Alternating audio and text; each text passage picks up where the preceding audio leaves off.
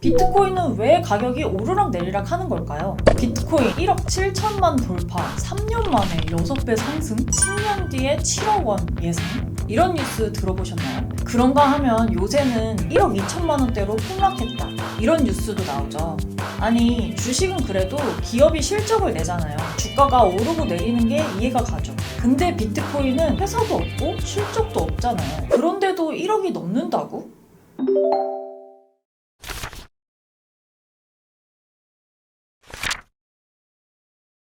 어려운 용어 없이 아주 쉽게 같이 알아보겠습니다. 다 듣고 여러분이 한번 직접 판단해보세요. 지난 시간에는 비트코인을 바라보는 3가지 관점에 대해서 살펴봤죠. 이번 시간에는 비트코인의 가격이 왜 계속 오르는지, 장기적으로 우상향한다고 하는지 그 진짜 이유에 대해서 3가지로 살펴볼게요. 비트코인이 오르는 이유는 사실 굉장히 단순합니다. 공급이 딱 2100만 개로 고정되어 있거든요. 절대 늘어날 수가 없어요. 반면에 수요는 꾸준히 증가하고 있는 추세입니다. 전 세계에서 사려는 사람들이 늘고 있다는 말이에요. 생각해보세요. 한정판 운동화를 10개만 만들었는데 사려고 하는 사람들이 1000명이 넘으면 당연히 가격은 상승하겠죠. 비트코인도 똑같은 거예요. 그럼 이제 중요한 건 누가 비트코인을 사고 있냐 이거겠죠. 제가 딱 3가지 부류로 나눠볼게요. 첫 번째 수요는 우리 같은 일반인입니다. 예전에는 이랬었죠. 비트코인 도박 아니야? 운 좋은 사람들이나 대박 나는 거지. 근데 요즘은 완전히 달라졌어요. 공중파에서도 비트코인을 중요하게 다루는 프로그램들이 많아졌어요. 왜 바뀌었을까요? 그 이유에 대해서는 3가지가 있습니다. 첫 번째 이유는 인식이 바뀌었어요. 한탕 해보자 이런 게 아니라 내 돈을 지키는 투자 자산으로 보기 시작한 거예요. 물가는 5%씩 오르는데 은행 이자는 거기에 못 미치잖아요. 다른 방법을 찾다 보니까 비트코인이라는 자산을 알아보게 된 거죠. 두 번째는 소액으로도 투자가 가능해요. 비트코인이 한 개 가격이 1억 몇천만 원대다 하니까 그걸 어떻게 사나 싶으셨죠? 근데 사실은 쪼개서 살 수 있어요. 주식 소수점 투자하는 것처럼요. 지금 7만 원이면 0.0004개 정도 살 수 있어요. 매달 10만 원씩 적금하듯이 모을 수도 있고요. 셋째는 현금화하기가 쉽습니다. 미국 주식처럼 며칠씩 기다릴 필요가 없어요. 이 3가지 이점 덕분에 저 같은 일반인들도 조금씩 사게 된 거예요. 그런데 가격 변동성이 심하니까 주의해야 한다는 주장도 있죠. 이 이야기는 다음 편에서 할게요. 그럼 이 개인들을 조금 더 자세히 뜯어볼까요?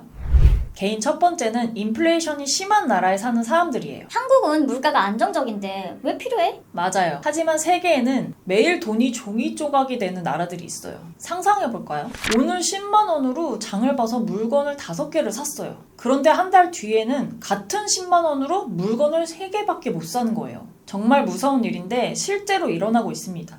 대표적인 곳은 아르헨티나예요. 1년에 물가가 150%나 넘게 오른다고 합니다. 작년에 1,000원 하던 빵이 올해에는 2,500원이 된다는 말이에요. 그러면 사람들이 어떻게 할까요? 자기 나라 돈을 믿을 수가 없겠죠. 그래서 월급을 받으면 바로 달러나 비트코인으로 바꿔둔다고 합니다. 물건값을 비트코인으로 결제할 수 있는 가게들도 늘어나고 있어요. 튀르키예, 나이지리아, 베네수엘라도 마찬가지예요. 초인플레이션을 겪고 있는 나라들이죠. 정부가 발행하는 돈의 가치가 너무 빨리 떨어지니까 그들한테는 비트코인이 투자가 아니라 생존 수단인 거예요. 이런 나라가 얼마나 될까 싶은데요. 비트코인 결제를 허용하는 상점 수를 기준으로 국가 순위를 매긴 조사가 있어요. 1위는 브라질이고요. 그 다음은 미국, 엘살바도르, 체코, 이탈리아 순이라고 합니다. 코인 레저 연구 보고서에 따르면 전 세계 10개국 이상의 나라에서 비트코인을 결제 또는 자산으로 사용하고 있다고 해요.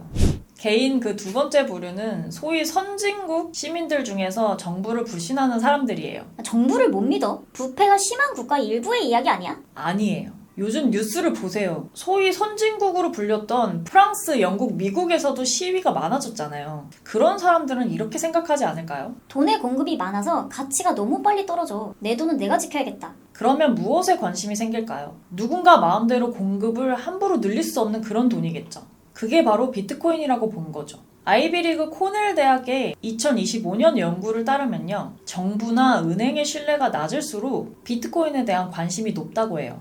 두 번째 수요는 기관 투자자들이에요. 최근 1, 2년간 비트코인 시장에는 큰 손들이 움직이기 시작했어요. 이전에는 개인 투자자 중심이었는데 지금은 은행이나 보험사, 펀드, 대학기금 같은 기관 투자자들이 본격적으로 들어오고 있거든요. 이건 엄청난 변화입니다.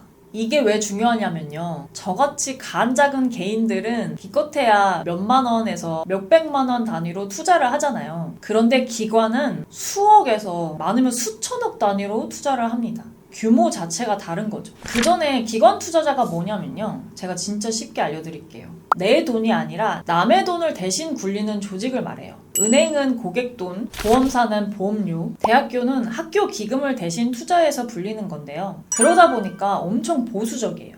확실한 것만 투자해요. 망하면 절대 안 되잖아요. 근데 그런 곳들이 비트코인을 진짜 자산으로 인정하기 시작했습니다.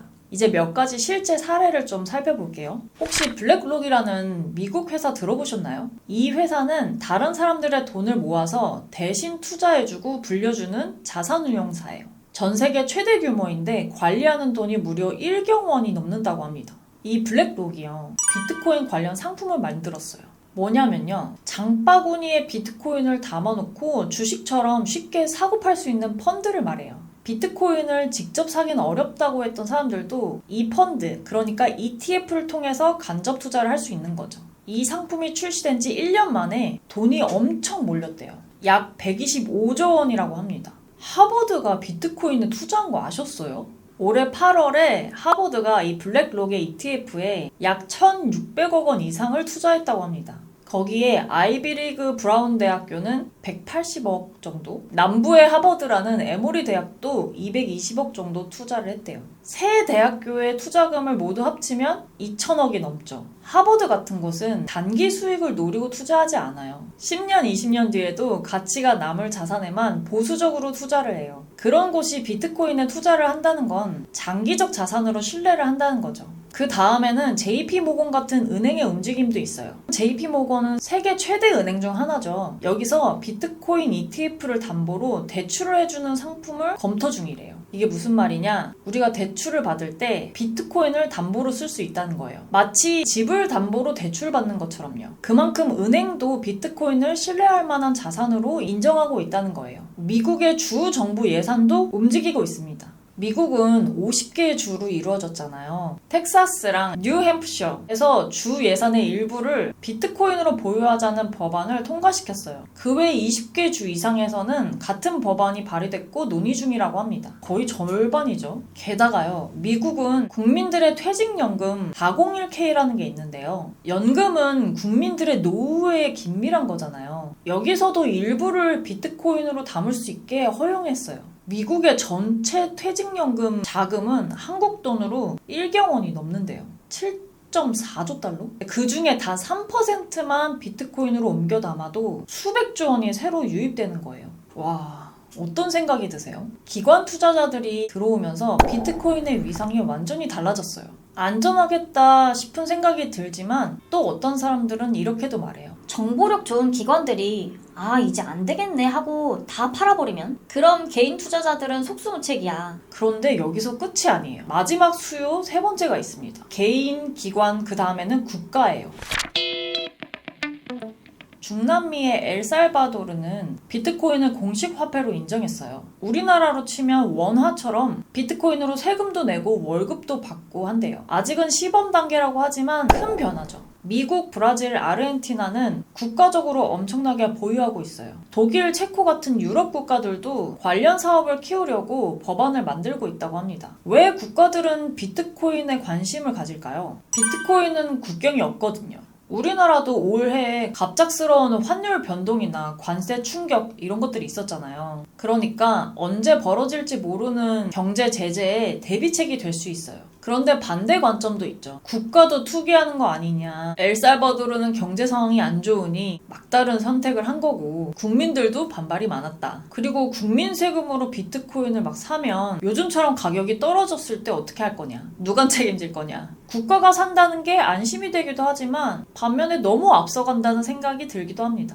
자, 어떠셨나요? 비트코인의 수요 3가지로 살펴봤어요. 개인도 기업도 국가도 움직이고 있어요. 이제 비트코인은 단순히 재테크 수단이 아니라고 생각해요. 사람들이 돈을 믿고 교환하고 저장하는 방식 자체가 근본적으로 바뀌고 있어요. 먼 미래 이야기가 아닙니다. 솔직히 너무 빨리 변해서 올해에는 제가 여러모로 많이 놀랐거든요. 이미 지금 조용히 진행되고 있습니다.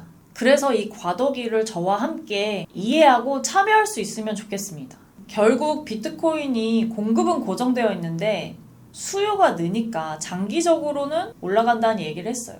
근데 현재는 가격이 너무 출렁거리니까 불안하잖아요. 다음 편에서는 실제로 가격 변동성이 어떤지, 정말 위험한 수준인지, 그런데도 비트코인이 안전자산이자 화폐로 불리는 진짜 이유가 뭔지, 이걸 아주 쉽게 살펴볼 거예요. 여러분은 비트코인에 대해서 어떻게 생각하세요? 여러분의 다양한 의견을 댓글로 알려주세요.